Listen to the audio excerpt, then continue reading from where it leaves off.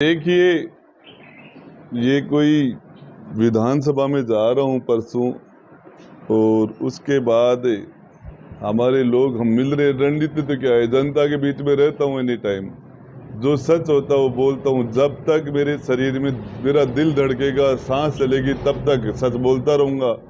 और कमज़ोर लोगों की हिफाजत का, प्रोटेक्शन का, सुरक्षा का ये वादा लोगों से मेरा था, और ये चाहे इसके लिए कोई भी कीमत चुकानी पड़े वो करता रहूँगा।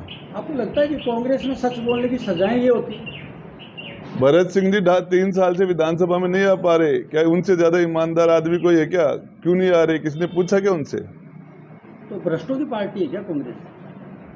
देखिए, ज्यादा पता नहीं भ्रष्ट का और ईमानदारी की बात, लेकिन भरत सिंह जी बार बार प्रश्न कर रहे हैं, हिंदुस्तान राजस्थान की विधानसभा में उनसे ज्यादा कोई ईमानदार आदमी है क्या?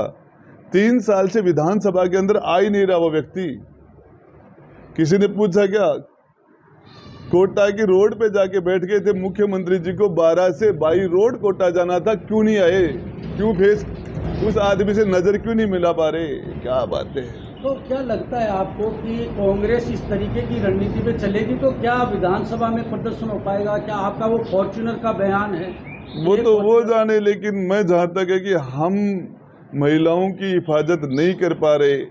मेरे दूल्हे और दुल्हन को एक साथ गोली मार दी गई मेरे यहाँ रोज हमारे यहाँ महिलाओं के साथ दुष्कर्म की हत्याएं हो रही हैं। और हमारे राजस्थान की विधानसभा की माननीय सदस्य वो दिव्या मदेरणा जी ने कहा कि मेरी जान को खतरा है, मुझे बचाइए, और उसके बाद में उन पर हमला हो जाता है और वहाँ पुलिस नहीं पहुँचती और बड़ी मुश्किल से लोग उनको वहाँ से निकालते हैं। कहाँ है इसके? तो ये पुलिस का क्या मानते हो, रोल क्या होना चाहिए, क्या हो गया? पुलिस का काम तो है FIR लिखने के पैसे लेती है, नाम काटने के पैसे लेती है, मुकदमे में FR लगाने के पैसे लेती है, और वो तो मोटरसाइकिल वालों से, गाड़ी वालों से रात को उनको तो बेचारों को मंथली लेने में, और उसी में उनको टाइम नहीं मिलता। मुख्यमंत्री जी को अपनी कुर्सी बचाने में टाइम नहीं मिलता, तो फिर ये जनता का क्या होगा? तो सर, आप जैसे कांग्रेस का आप बर्खास्त आपको मंत्री से कर दिया है, आगे आपका चुनाव को लेकर के कौन सा दल प्राथमिकता रहेगी? साहब, कोई दल नहीं है। मैं तो आपको बताऊं, ये जनता जो कहती है वो कर लेता हूँ। 3 चुनाव इस जनता ने उदयपुर वाटिका ने हमें विधानसभा में भेज दिया, कोई दल वल नहीं था, और ये जनता चाहेगी तो चले जाएंगे, नहीं यहाँ जब तक जिंदा रहूँगा यही करता रहूँगा। इसके अलावा और कोई काम मुझे आता ही नहीं है। पिछले दिनों ओवैसी से भी आपकी मुलाकात हुई, क्या मायने समझ रहे हैं? देखिए, हिंदुस्तान में बेस्ट पार्लियामेंट्रियन है वो, और जाके दुनिया के सबसे बेस्ट से बेस्ट इंस्टीट्यूट में वो बैरिस्ट्री करके आया है। और यदि कोई भी लोकतांत्रिक तरीके से कोई नेता चुन के आता है लोकसभा में, 1 बार नहीं, 2 बार नहीं, 4 बार, तो उस नेता से मिलने में कहाँ दिक्कत है? मैंने किसी आतंकवादी से तो कोई मुलाकात की नहीं। लोकतांत्रिक तरीके से जीत के आते हैं, अपने लोगों की बात उठाते हैं, उससे हम विधानसभा में, लोकसभा में नेता आपस में मिलते रहते हैं। इसका क्या है? सर, ये जो वातावरण चल रहा है, इससे कांग्रेस का सरकार का रिपीट का जो दावा गहलोत जी कर रहे हैं, क्या मानते हो? गहलोत जी कभी रिपीट कर पाए थे क्या? 2003 भी रिपीट कर पाए, 13 में कर पाए, 2003 में तो गहलोत जी की उम्र 52-53 साल थी, जवान थे। उस टाइम उनसे रिपीट नहीं हुआ, फिर 63 साल की उम्र में रिपीट नहीं हुआ, तो अब तो गहलोत जी 73 के हो रहे हैं, तो अब रिपीट वाला तो मामला तो अब है, बाकी जनता जनार्दन है। अच्छा, क्या लगता है कि रिपीट के लिए कांग्रेस को क्या फार्मूला देना चाहेंगे अगर आपसे पूछे तो?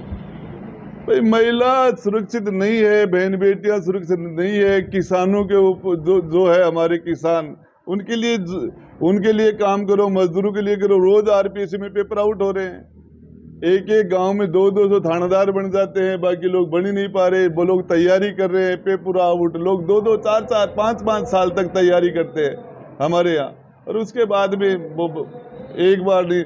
RPSC का मेंबर जो मुख्यमंत्री की कलम से मेंबर बनता है, वो पेपर बेचता है, लाखों में पेपर की रेट लगती है।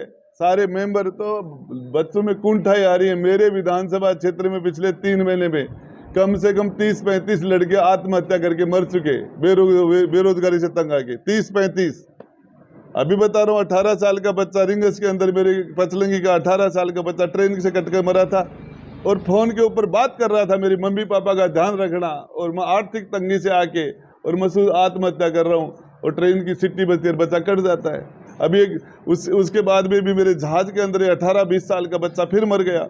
रोज़ बच्चे आत्महत्याएं कर रहे हैं। क्या बात करते हो, हमें शर्म की बात है। तो क्या लगता है कि सचिन पायलट का अब क्या रोल मानते हो आप? सचिन पायलट के लिए काफ़ी पिछले दिनों से उसके साथ थे उनके। तो साहब, मैं इसकी परवाह नहीं करता मेरे कौन क्या रोल करता है क्या नहीं। पायलट साहब, मैं जहाँ तक समझता हूँ, उन्होंने बिहार के अंदर, यूपी के अंदर, राजस्थान के अंदर, राजस्थान से बाहर कांग्रेस के लिए मीटिंगें की हैं, कांग्रेस के लिए खून पसीना बहाया है। लगभग 20 साल से पायलट साहब खुद कांग्रेस में काम कर रहे हैं। उससे पहले उनके पिता राजेश जी पायलट साहब ने काम किया था। अब वो आदमी 21 सीटों से आपको 99-100 सीट कर देता आपकी, तो वो तो निकम्मा। और 200 सीट की जो 21 सीट कर देता है वो काबिल। तो ये बातें। अभी पिछले दिनों चेयरमैन बनाए गए हैं गोविंद सिंह डोटासरा, क्या लगता है कि साहब, डोटासरा जी के बारे में ज़्यादा कुछ नहीं कहना चाह रहा। सारे बच्चे जानते हैं और ये कहते हैं कि डोटासरा जी के घर में जन्म हो जाए या उनके रिश्तेदार बन जाए तो सीधे आरएस बन जाएंगे। ऐसी चर्चा बच्चों में है। आप क्या मानते हैं? अब साहब, मैं तो हमारे साथी है और उनके बारे में मैं ज़्यादा कुछ भी नहीं कर। डोटासरा जी के पास है भी क्या, सारा खेल तो मुख्यमंत्री जी के पास है।